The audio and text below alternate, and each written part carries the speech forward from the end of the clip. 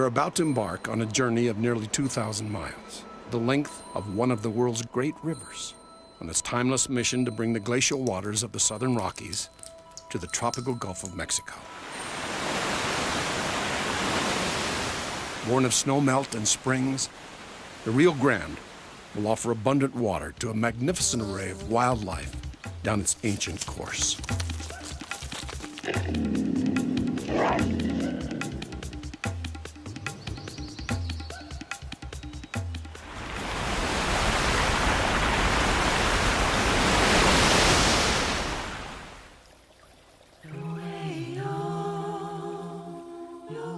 In Tewa, the language of the northern Pueblo Indians, Puake means the great river, one that has run since the beginning of time itself.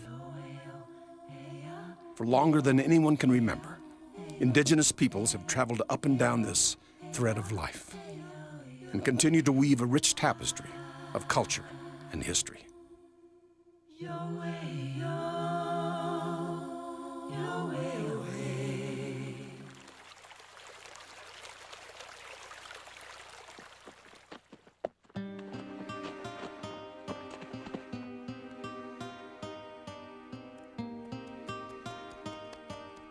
The Spanish first settled along this stretch of the Rio Grande in northern New Mexico centuries ago.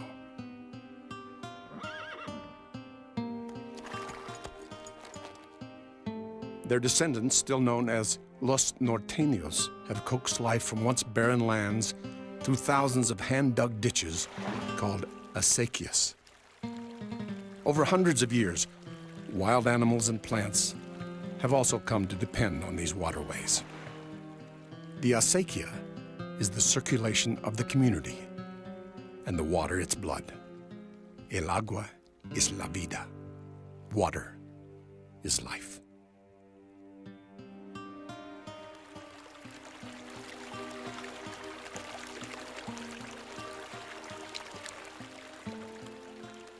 Many areas along the river support plenty of animals.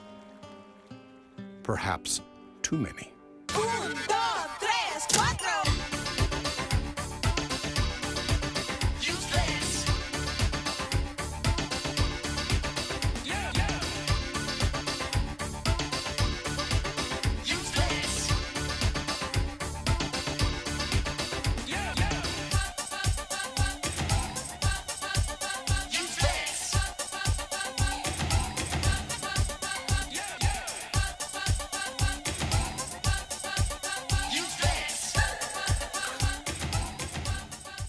People have been hard on this river, all the way from its source to the Gulf. In 1993, El Rio Grande was declared America's most endangered river. Still, hard work and determination are bringing solutions as nature sends out an SOS. Before the 1930s, this was a dry patch of floodplain along the river.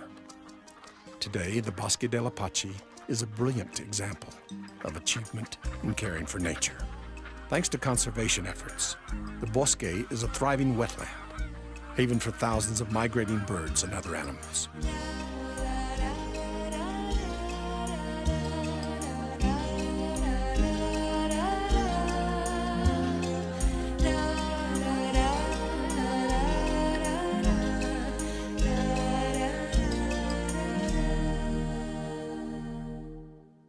The Rio Grande makes its way southward until it gets to us in El Paso. So the river becomes the boundary between the United States and Mexico. So why do we go across the river? We go to Mexico for what reasons? And when you're taking stuff like to your grandma. Well, that's a very good point. How many of you have family in Mexico? Very good. Do you have friends that live in Mexico? Yes. What do we have to do? Do we have to jump real far? No. What do we do? There are bridges you have to cross to get to Mexico. And cross we do by every which way and means. El Rio may have many names. El Rio Grande, or in Mexico, El Rio Bravo, the wild river. But whatever you call it, this river acts as a liquid magnet, drawing people across from either side.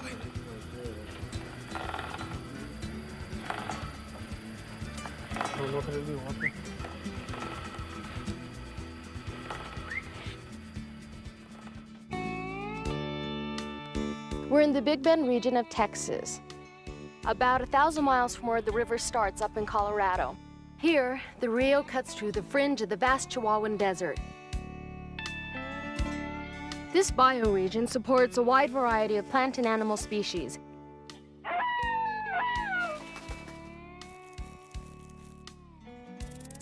Javelina are often seen munching spiny, prickly pear cacti, and in the morning along the banks you can see the turkey vultures warming their wings to conserve energy. Perhaps the most spectacular features of the river's course of Big Bend are the steep, narrow rock canyons, like this one, the Santa Elena.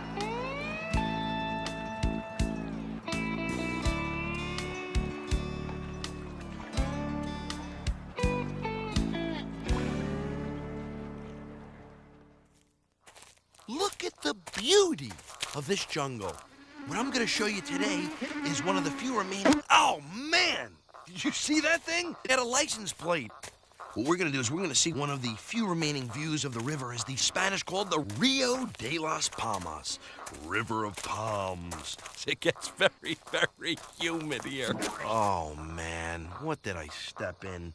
Jaguarundi stuff. That means there's one around here. The river is a beautiful sight, but maybe we'll come back after lunch. Ow, sharp.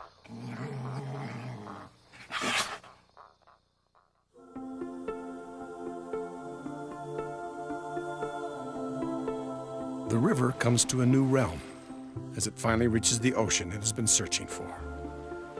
El Rio brings a gift of fresh water to the Gulf.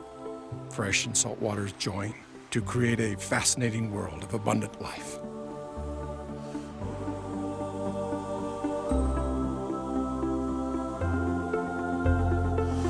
Yet far out on this very sea, weather systems are born. Fabrics of cloud will bring rain and snow back to the mountains, source of the Rio Grande. Thus, the river created before time itself will continue to flow into time and beyond.